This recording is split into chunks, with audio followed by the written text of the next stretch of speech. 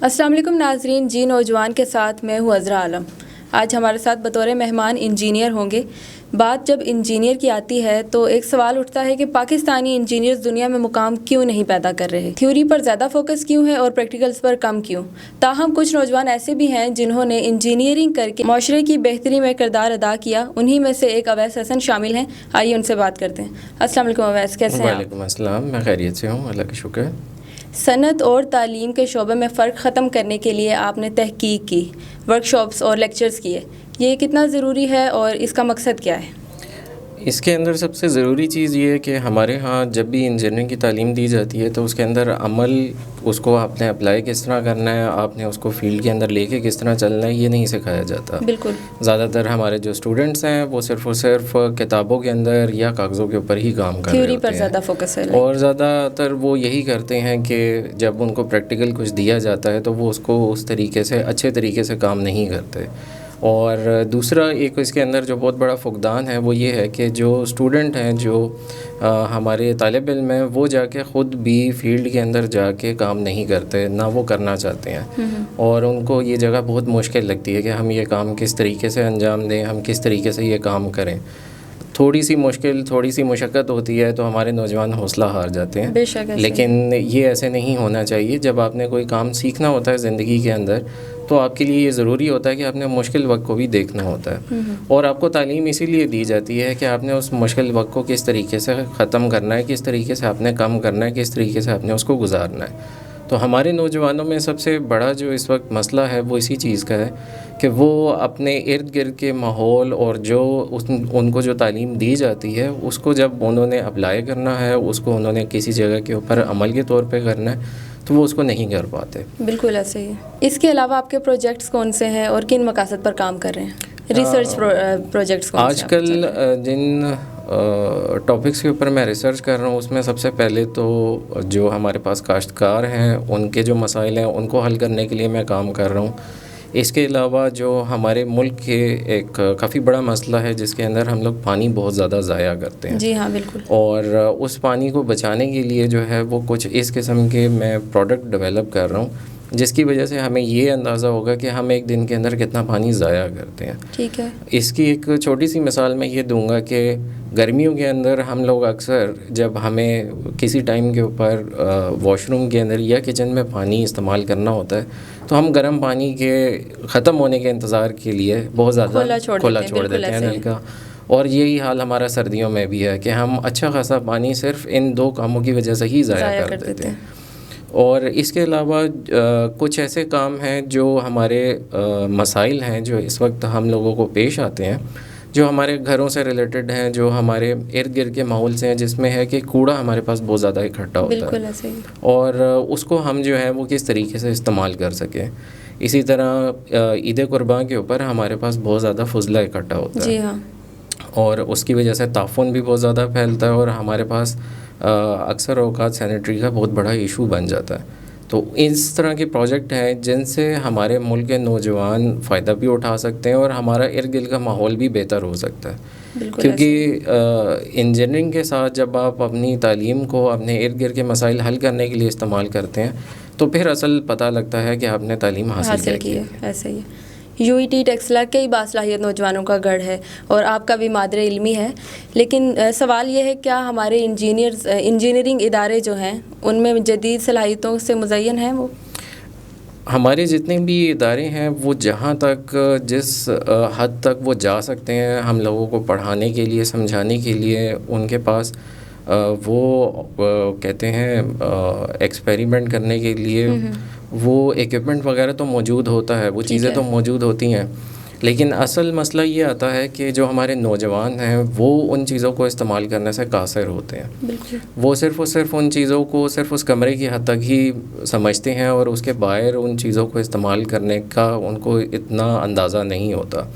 اور دوسرا ایک اور جو میں نے محسوس کیا کہ ہماری تعلیم کے اندر جو ہمارے انجینئر جو پروفیشن کے اندر ہیں وہ اور جو یونیورسٹی کا تعلق ہے وہ نہیں رہتا، اس کی وجہ سے ایک بہت بڑا جو ہے وہ تعلیم کے اندر ایک گیپ آ جاتا ہے، ایک فاصلہ آ جاتا ہے کہ وہ پڑھتے کچھ اور ہیں اور جب فیلڈ کے اندر جاتے ہیں تو اس کی وجہ سے ایک مسئلہ بنتا ہے۔ تو اس میں بہتر یہ ہے کہ ہمارے وہ پروفیشنل ایکسپرٹ جو فیلڈ میں کام کر رہے ہوتے ہیں ان کو یونیورسٹی میں بلایا جائے اور ان کے ساتھ جو ہے وہ ان بچوں کو بتایا جائے، پڑھایا جائے ان کے ساتھ، اور وہ سمجھائیں تو وہ ایک زیادہ بہتر سمجھا سکتے ہیں۔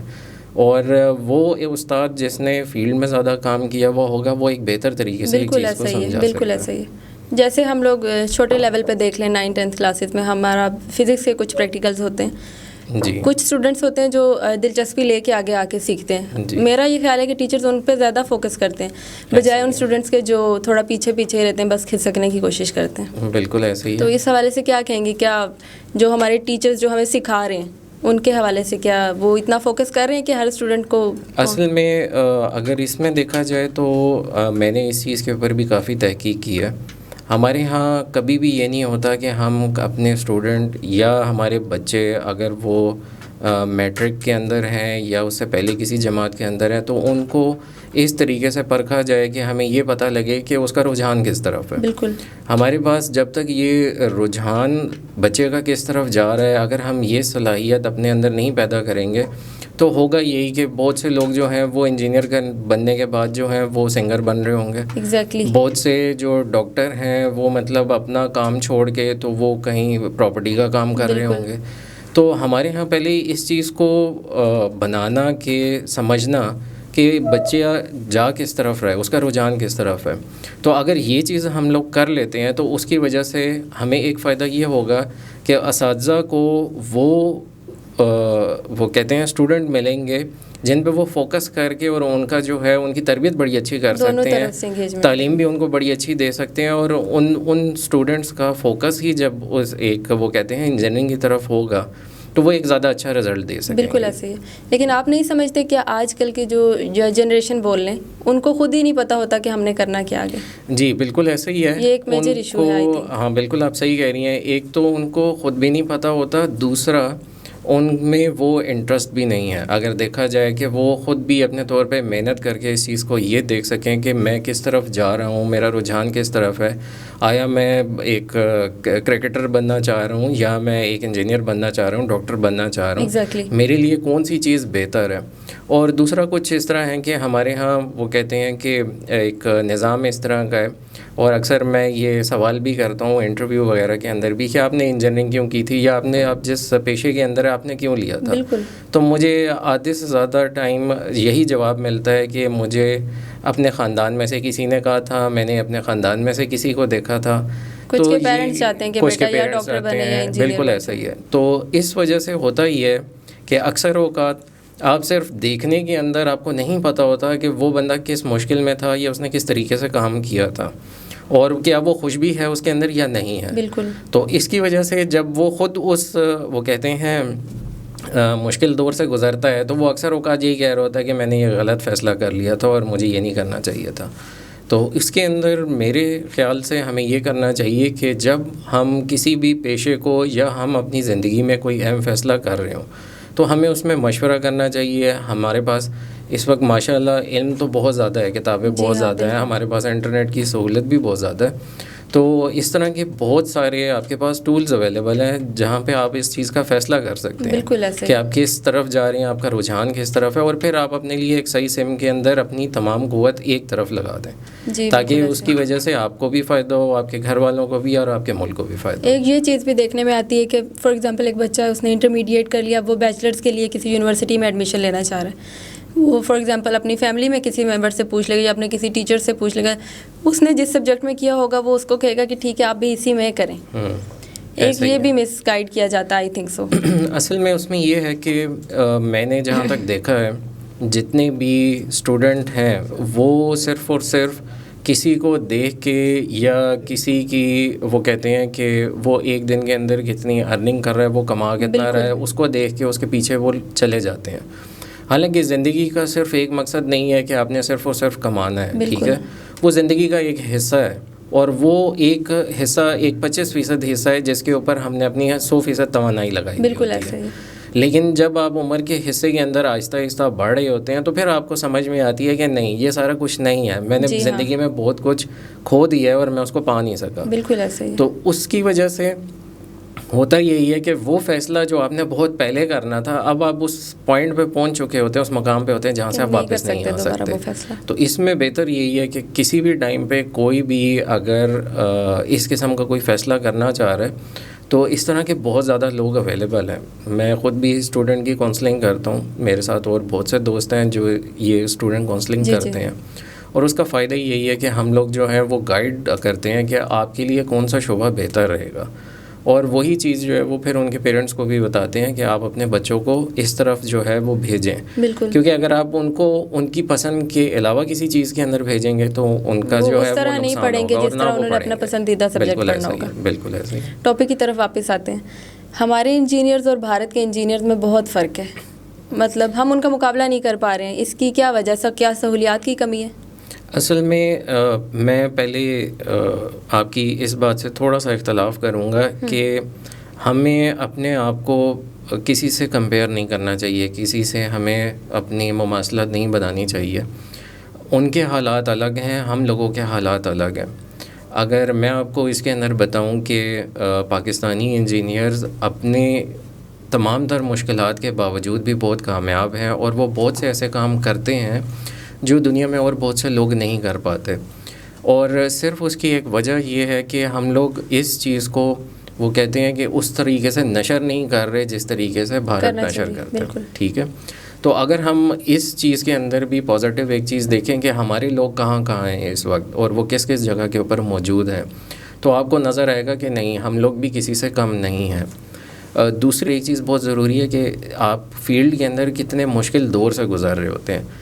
آپ کو یہ تو بہت آسان ہے کہ کسی کے پاس ایک گاڑی ہو اور اس نے ایک جگہ سے دوسری جگہ کے اوپر جانا ہو, لیکن اگر آپ کے پاس یہ مشکل ہو کہ آپ کے پاس پیسے بھی تھوڑے ہیں, دھوپ بھی ہے اور آپ کو گاڑی بھی نہیں مل رہی, تو آپ نے ایک جگہ سے دوسری جگہ سفر کرنا ہے, تو وہ جو آپ اس طریقے سے ایکسپیرینس حاصل کرتے ہیں وہ بندہ جس کو ساری سہولت ملی ہوتی ہے وہ کبھی بھی نہیں کر سکتا.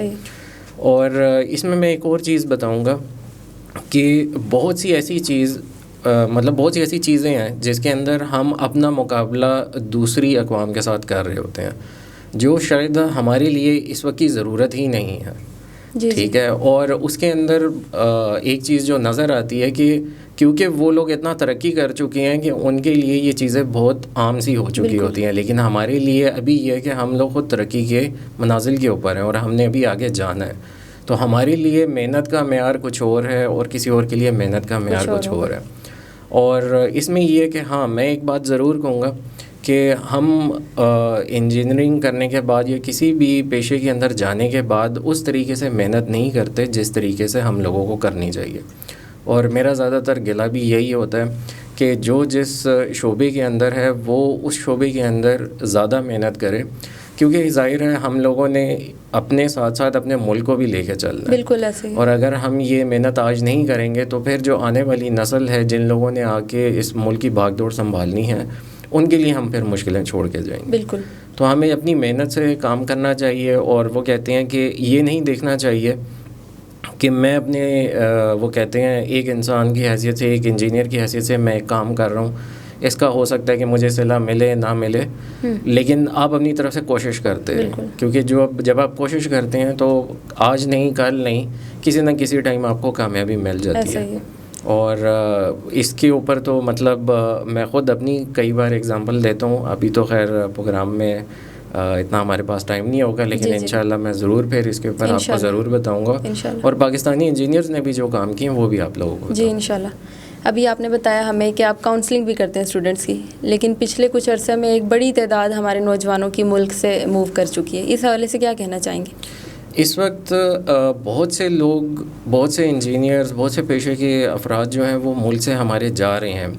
اس میں میرا جو ایک سب سے پہلا جواب ہوتا ہے وہ یہ ہوتا ہے کہ رسک جو ہے وہ اللہ تعالیٰ نے آپ کا لکھا ہوا ہے. ٹھیک ہے, اور وہ رسک آپ اگر سمجھ رہے ہیں کہ آپ کو کسی اور جگہ ملے گا تو ہم پہلے اپنے اللہ سے رجوع کریں کہ وہی رزق مجھے اسی ملک میں دے دیں. بے شک. اور جب ہم اس نیت کے ساتھ اپنے ملک کے اندر رہتے ہوئے ہم کام کریں گے تو ہمیں دو فائدے ہوں گے. ایک تو یہ کہ ہم اپنے ملک کے لیے بھی کام کر رہے ہوں گے, اپنی جو وہ کہتے ہیں قوم کی ترقی کے اندر ہم حصہ ڈالیں گے. اگر سب لوگ اس طرح ملک سے باہر جاتے رہے اور وہ کہتے ہیں کہ دوسرے ممالک میں کام کرتے رہے, تو جو آپ نے جہاں پہ اپنی عمر ایک گزاری ہے, جس ملک نے آپ کو بنا کے دی ہے, تو آپ پھر اس کو کچھ واپس نہیں کر پائیں گے.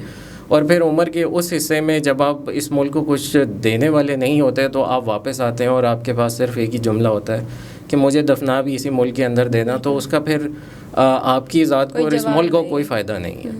تو اس لیے بہتر یہ ہے کہ آپ نے جو محنت وہاں کرنی ہے, وہاں پہ بھی تو آپ محنت ہی کر رہے ہیں نا, وہ محنت آپ اپنے ملک کے اندر کر لیں اور اس کا فائدہ آپ کو بھی ہوگا, آپ کی ذات کو بھی ہوگا, فیملی کو بھی ہوگا اور آپ کے ملک کو بھی ہوگا. تو صرف اور صرف محنت کرنے کی جگہ کا فرق ہے, باقی اس کے اندر کوئی ایسا فرق نہیں ہے. ٹھیک ہے, وہاں پہ آپ کو وہ کہتے ہیں سیلریز زیادہ مل جاتی ہیں, لیکن اس کے ساتھ آپ کو بہت سی چیزیں چھوڑنی پڑتی ہیں. آپ کو اپنی فیملی چھوڑنی پڑتی ہے, آپ کو اپنے دوست اور آپ کو اپنے اساتذہ, وہ لوگ جن کے ساتھ آپ کام کرتے ہیں, آپ کو وہ سب کچھ چھوڑ کے جانا پڑتا ہے.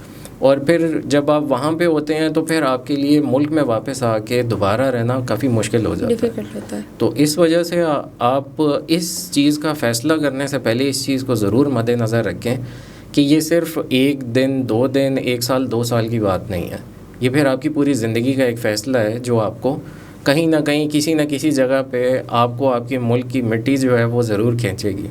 اور پھر اس ٹائم کے اوپر آپ کے لیے شاید آپ آنا چاہ رہے ہوں, لیکن آپ کے ساتھ جو لوگ ہوں گے وہ آپ کو آنے نہ آتے. بے شک. دوسرا, ہمارے بہت سے نوجوان ایسے سامنے آتے ہیں جن میں بہت سی صلاحیتیں پائی جاتی ہیں, تو کیا ان کو اس طرح فیسیلیٹیٹ کیا جاتا ہے کہ وہ پاکستان میں رہ کے اپنی ان صلاحیتوں سے پاکستان کو فائدہ پہنچا سکیں؟ جیسے ابھی کچھ ٹائم پہلے ایک نوجوان تھے, انہوں نے وداؤٹ پیٹرول اور ڈیزل پہ ایک گاڑی بنائی تھی. پاکستان میں رہ کے میں خود بھی کیونکہ ایک انٹرپرینئر ہوں اور میں زیرو انویسٹمنٹ بزنس کے اوپر کام کرتا ہوں, تو ہمارے پاس ایشو یہ آتا ہے کہ ہم لوگ کام کرنا چاہتے ہیں لیکن ہمارے ارد گرد کے جو وسائل ہیں وہ ہمیں اس طریقے سے میسر نہیں ہوتے. ہمارے لیے مشکلات کافی ہوتی ہیں, اور اس میں ہوتا ہی یہی ہے کہ آپ نے کس طریقے سے ان مشکلات کو وہ کہتے ہیں پار کرنا ہے اور ان میں سے گزرنا ہے, اور آپ نے اپنے کام کو نہیں چھوڑنا. میں اگر یہاں پہ بتاؤں, یہاں پہ بہت سے ایسے لوگ ہیں جو بہت اچھا کام کر رہے ہیں, ٹھیک ہے, لیکن کام کرتے کرتے وہ کہیں اسی پوائنٹ پہ آ جاتے ہیں, کسی ایسی جگہ پہ آ جاتے ہیں جہاں پہ ان کو بزنس میں لاس ہو جاتا ہے. تو وہاں پہ ہمارے نوجوان جو ہیں وہ حوصلہ ہار جاتے ہیں, ہمت ہار جاتے ہیں. بالکل. لیکن اصل کمال یہی ہے, اصل گھوڑ سوار وہی ہوتا ہے جو گھوڑے سے گرنے کے بعد فوراً اس پہ بیٹھ جائے, ٹھیک ہے. اور آپ کو یہی چیز سیکھنی ہوتی ہے کہ یہ آپ کا اتار چڑھاؤ آئے گا, زندگی میں بھی آتا ہے, اسی طرح بزنس میں بھی آتا ہے. آپ کو مشکلات آئیں گی ایک نئی چیز شروع کرنے میں, لیکن آپ جب کریں گے, آپ شروع میں اکیلے ہوتے ہیں, لیکن جب آپ پیچھے مڑ کے دیکھتے ہیں تو آپ کے ساتھ آہستہ آہستہ ایک پورا قافلہ بن چکا ہوتا ہے. تو اس میں میرا کہنا یہی ہوتا ہے کہ آپ کبھی بھی ہمت نہ ہاریں. آپ کو آئیں گی مشکلیں آئیں گی, اور وہ کہتے ہیں کہ مشکلوں کے بغیر تو آپ کو ویسے ہی کامیابی نہیں ملتی. تو آپ اپنے حصے کی جو ہے وہ کہتے ہیں تمام کی تمام توانائی ایک طرف فوکس کر کے کریں, انشاءاللہ کامیابی آپ کو آج نہیں کبھی نہ کبھی ضرور ملے گی انشاءاللہ. Thank you so much for your time. بہت شکریہ, تھینک یو. جی ناظرین, اویس حسن صاحب کی باتیں آپ نے سنی. آج کے لیے اتنا ہی. اگلی قسط میں ایک نئے باصلاحیت نوجوان کے ساتھ پھر حاضر ہوں گی. تب تک کے لیے اجازت دیجیے. اللہ حافظ.